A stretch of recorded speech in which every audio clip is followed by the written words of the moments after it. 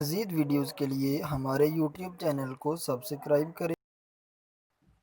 अस्सलाम वालेकुम वरहमतुल्लाह। इस वीडियो में हम अलजेब्रिक एक्सप्रेशंस ये टॉपिक पढ़ेंगे। 8th क्लास का टॉपिक है, ऑक्सफोर्ड सिलेबस का चैप्टर 3 है। अलजेब्रिक एक्सप्रेशंस क्या होते हैं, सबसे पहले इसको डिफ़ाइन कर लेते हैं। Algebraic expression which connects variables and constants by operations addition, subtraction, multiplication and division। यानी algebraic expression जो है ये किनको कनेक्ट करता है, वेरिएबल्स को और कांस्टेंट्स को, by addition, by subtraction, by multiplication and by division. For example इस डिफाइन में दो टर्म्स आई हैं, एक वेरिएबल की एक कांस्टेंट की। पहले इनको क्लियर करते हैं कि वेरिएबल और कांस्टेंट क्या होते हैं। इनको समझने के लिए मैंने ये एक एक्सप्रेशन लिया 5x²। इसमें जो 5 है ये कांस्टेंट है, लेकिन इधर x के साथ x की लेफ्ट साइड पे आया, इसको फिर कोएफिशिएंट बोलेंगे, है ये कांस्टेंट। ठीक है। अब इसमें जो x है ये वेरिएबल भी होता है, लेकिन इधर ये बेस के तौर पे काम कर रहा है। और इसमें जो 2 है x की पावर है, इसको पावर भी कहेंगे, इसको स्पेसिफिक नेम देते हैं एक्सपोनेंट। पहले ये तो पता होना चाहिए वेरिएबल्स क्या होते हैं और कांस्टेंट्स, यानी जितने भी नंबर्स हैं, टोटल नंबर्स हमें पता है, टोटल डिजिट्स 9 है, 10 डिजिट्स हैं टोटल, 0 से लेके 9 तक। याद रख लें, एमसीक्यूज भी, टोटल डिजिट्स कितने हैं 10, और डिजिट्स को कंबाइन करें तो नंबर्स बनते हैं। जैसे मैं 1 2 को कंबाइन करूँ तो नंबर 12 बन गया। ये 12 एक नंबर है, इसमें दो डिजिट्स हैं। ठीक है। जितने नंबर्स हैं, जितने डिजिट्स हैं, वो सारे के सारे क्या हैं, कांस्टेंट्स। और जितने भी अल्फ़ाबेट्स हैं वो क्या होते हैं, वेरिएबल्स। यानी ये वेरिएबल्स को, इनको क्यों कहते हैं, हमें क्या पता है एक्स की वैल्यू क्या है, 3 है, 4 है, इसलिए हमें नहीं पता, इसलिए इनको वेरिएबल्स कहा हुआ है। और 5 को कांस्टेंट क्यों कहा है, क्योंकि 5 इसको हमने कभी 6 बोला है नहीं, हमने कभी इसको 5 लिखा हुआ, कभी 7 पढ़ा है नहीं, तो फिर इनकी फिक्स वैल्यू होती है, यानी कांस्टेंट्स की फिक्स वैल्यू होती है और इनकी वैल्यू चेंज होती है वेरिएबल्स की। पहले ये तो क्लियर हुआ कांस्टेंट्स और वेरिएबल्स क्या हैं। डिफाइन में हमने ये पढ़ा है कि अलजेब्रिक एक्सप्रेशन क्या करता है, वेरिएबल्स और कांस्टेंट्स को under sub addition, subtraction, multiplication और डिवीजन, इनको बाई इनके साथ क्या करता है, वो कनेक्ट कर देता है हमें। जिस तरह मैं एग्जांपल में देखूं 5x + 2y + 4, इसमें ये कंप्लीट एक अलजेब्रिक एक्सप्रेशन है। क्या है ये, कंप्लीट एक अलजेब्रिक एक्सप्रेशन। क्यों, क्योंकि इसमें वेरिएबल और कांस्टेंट दोनों मल्टीप्लाई भी हो रहे हैं, वेरिएबल और कांस्टेंट दोनों मल्टीप्लाई भी हो रहे हैं, फिर दोनों ऐड भी हो रहे हैं। इस तरह ये कांस्टेंट ये भी इनके साथ ऐड हो रहे हैं। यही डिफाइन थी कि अलजेब्रिक एक्सप्रेशन कब बनता है, जब वेरिएबल्स और कांस्टेंट्स आपस में अंडर एडिशन, अंडर मल्टीप्लिकेशन, जब उनको हम इकट्ठा करें फिर अलजेब्रिक एक्सप्रेशन बनता है। तो ये एक अलजेब्रिक एक्सप्रेशन है 5x + 2y + 4। इसके बाद अलजेब्रिक टर्म्स क्या हैं, इसमें प्लस, एक ये अलजेब्रिक टर्म प्लस की इस साइड पे, एक प्लस की साइड पे अलग से एक ये अलजेब्रिक टर्म और एक ये वाली। फिर इस एक्सप्रेशन में टोटल कितनी टर्म्स आई हैं, 3 टर्म्स आई हैं। इसमें 5 to 4 कांस्टेंट्स हैं और एक्स वाई जो है वो वेरिएबल्स हैं। इसको भी हमने क्लियर कर लिया, इसको भी समझ लिया। अब इंट्रोडक्शन देखेंगे कि अलजेब्रिक अलजबरा जो है इसका इंट्रोडक्शन सबसे पहले किस साइंटिस्ट ने इसका कॉन्सेप्ट दिया, अब ये समझते हैं। Introduction, algebra was introduced by Muslim mathematician, यानी अलजबरा को किसने इंट्रोड्यूस करवाया हुआ है, सबसे पहले मुस्लिम मैथमेटिशियन ने। उसका नेम क्या था, अबू मूसा अल ख्वारिज़मी। ठीक है, उसका नेम क्या था, अबू मूसा अल ख्वारिज़मी। वो क्या थे, उन्होंने सबसे पहले अलजबरा का कॉन्सेप्ट दिया। अपनी अरबिक में एक बुक उन्होंने पब्लिश की, अलजबर, उधर से ही अलजबरा का कॉन्सेप्ट निकला। इसलिए इन अल ख्वारिज़मी को फादर ऑफ मॉडर्न अलजबरा कहते हैं, अलजबरा का फादर कहते हैं। जैसे अगर हम कहें कि पाकिस्तान के बानी कौन है, कायद आज़म, क्योंकि कायद आज़म ने ही मेहनत की, दिन रात जो है पाकिस्तान बना हुआ है। इसी तरह हम कहेंगे कि अल ख्वारिज़मी क्या है, अलजबरा का फादर है। Next, types of expressions. Expressions की बहुत ज़्यादा टाइप्स हैं, लेकिन हम इधर दो ही डिस्कस करेंगे, लीनियर एक्सप्रेशन और क्वाड्रेटिक एक्सप्रेशन। लीनियर एक्सप्रेशन वो होता है जिसमें वेरिएबल की मैक्सिमम पावर क्या हो, वन हो। यानी लीनियर एक्सप्रेशन में वेरिएबल की मैक्सिमम पावर वन होती है। जिस तरह एग्जांपल के तौर पे मैंने 4x प्लस 3 लिखा है, इसमें x वेरिएबल है, वेरिएबल की पावर इधर तो कुछ नज़र नहीं आ रही, और हमें पता है कि जिधर कुछ ना हो क्या होता है, वन होता है। अगर एक रूम जिधर कुछ ना हो वो क्या होता है, वन होता है। अब क्या कॉन्सेप्ट यूज़ करते हैं, क्या हम क्यों कह देते हैं कि जिधर कुछ ना हो वन होता है, क्या मतलब इसका? इसकी मैं आपको एग्जांपल देता हूँ। रूम में आप अकेले हैं, आपने रूम जो है उसका दरवाज़ा बंद कर दिया, आप अपने रूम में अकेले हैं। आप सोचेंगे कि मुझे जो है बाहर से कोई देख नहीं रहा, लेकिन एक हस्ती ऐसी है जो हमें रूम में छुपे हुए भी देख रही होती है। वो कौन है? अल्लाह ताला। और अल्लाह ताला कितने हैं? एक। फिर इसलिए कहते हैं जिधर कुछ ना हो एक तो होता ही है। इसलिए मैथ में भी यही रूल यूज़ किया जाता है, जिधर कुछ ना हो वन यूज़ करते हैं। तो इस एक्सप्रेशन में वेरिएबल की मैक्सिमम पावर वन है, ये लीनियर एक्सप्रेशन है। इसमें भी वेरिएबल की पावर मैक्सिमम वन है, लीनियर एक्सप्रेशन है।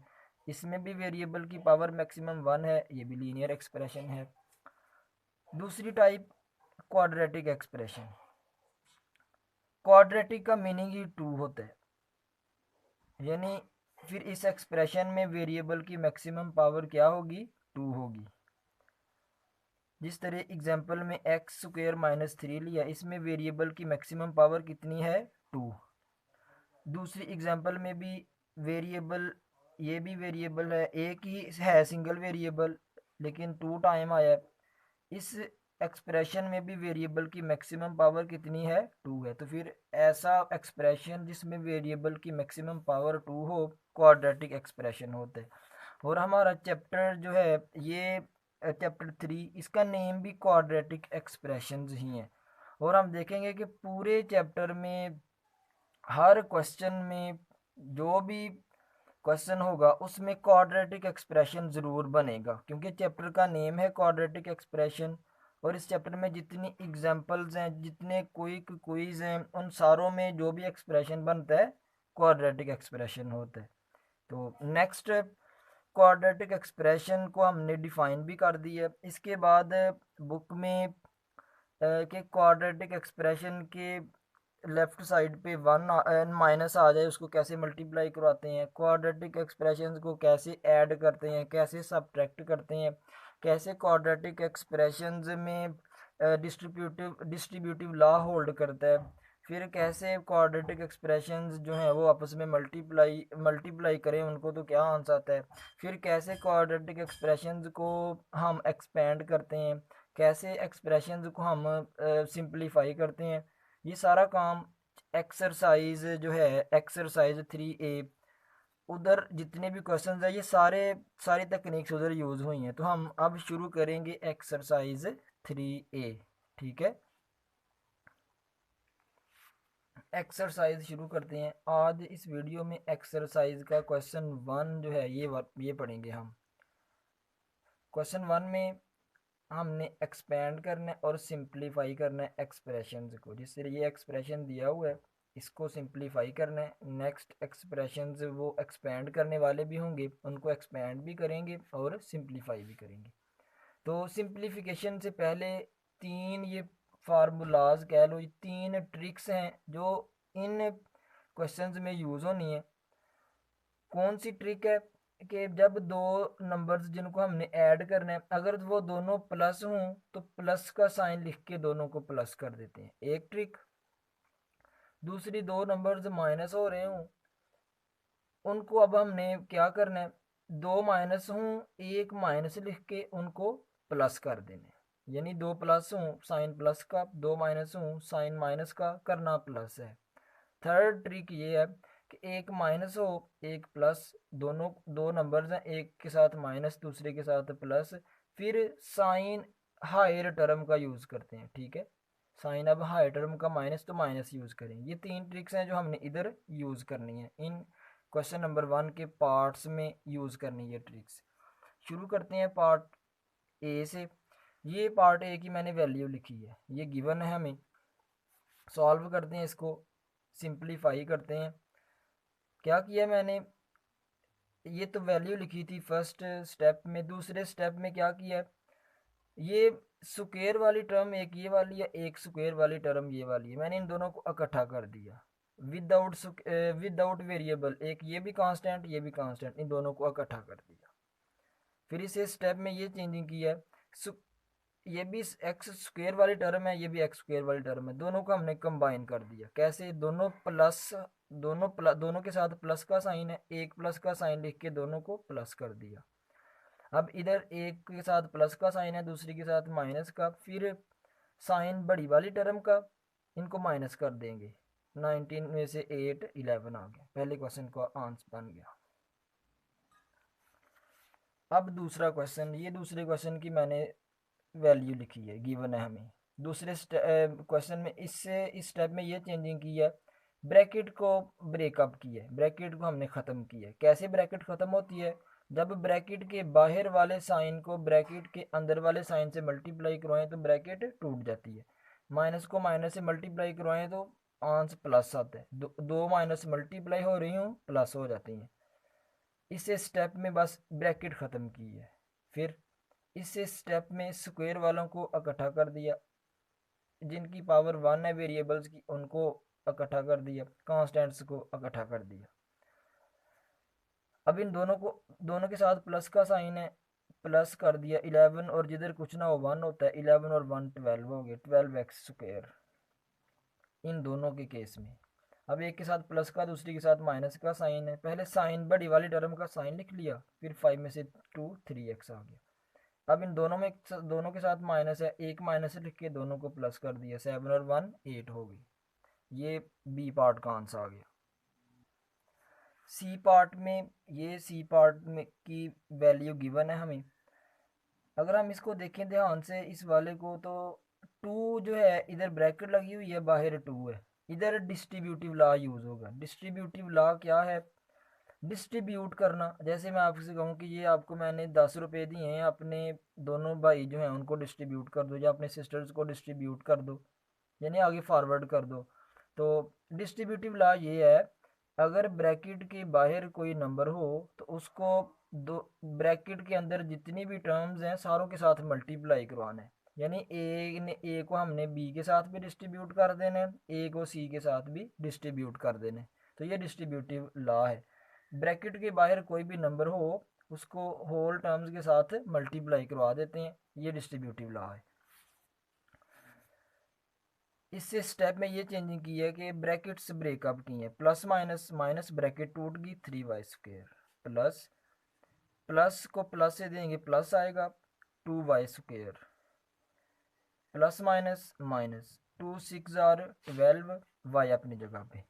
फिर स्क्वायर वालों को अलग कर दिया, y वालों को अलग कर दिया।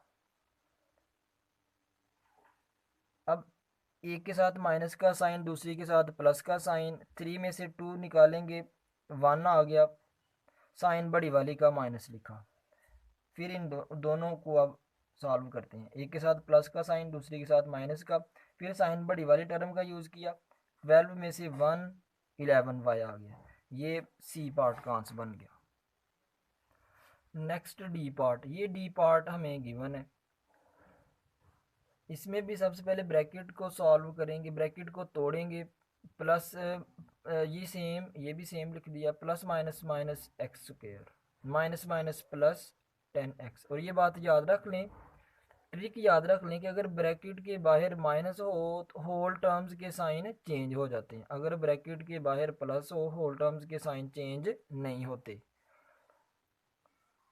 फिर स्क्वायर वालों को अलग कर दिया और जिनकी पावर 1 है वेरिएबल्स की उनको सेपरेट कर दिया। अब एक के साथ प्लस का साइन, दूसरी के साथ माइनस का, फिर साइन बड़ी वाली टर्म का यूज़ किया, 5 में से 1 4x² आ गया। इधर भी एक प्लस की है, दूसरी टर्म माइनस की, फिर साइन बड़ी वाली टर्म का, 10 में से 1 9x आ गया। ये डी पार्ट का आंसर बन गया। ई पार्ट में ये हमें गिवन है, इसमें बाहर ब्रैकेट के नेगेटिव है, नेगेटिव को मल्टीप्लाई करवाएंगे, नेगेटिव को होल टर्म्स के साइन के साथ मल्टीप्लाई करवाएंगे और सारी टर्म्स के साइन चेंज हो जाएंगे। ये प्लस वाली है माइनस में कन्वर्ट हो जाएगी, प्लस माइनस में कन्वर्ट होगी। ये वाला एज इट इज़ लिख दिए। स्क्वायर वालों को अलग किया, एक्स वालों को अलग किया, कांस्टेंट्स को अलग किया। एक प्लस की माइनस की टर्म है, 4 में से 3 1 आ गया, 1x²। साइन बड़ी वाली टर्म का, दोनों माइनस किए हैं, एक माइनस लिख के दोनों को प्लस कर दिया, 9 7 16x हो गई। -2 +2 कट हो गए, आंसर 0 आया। बात याद रखने, लाइन में कटिंग हो आंसर 0 आता है, अगर ओवर में कटिंग हो तो आंसर 1 आता है। ठीक है, फिर ज़ीरो के साथ कोई ज़ीरो किसी के साथ ऐड हो रहा हो कोई फ़र्क नहीं पड़ता, सेम एज इट इज़ यही लिख दिया, यही आंसर है, यही सिंप्लीफाइड फॉर्म है। एफ पार्ट जो है, अब इसको करते हैं।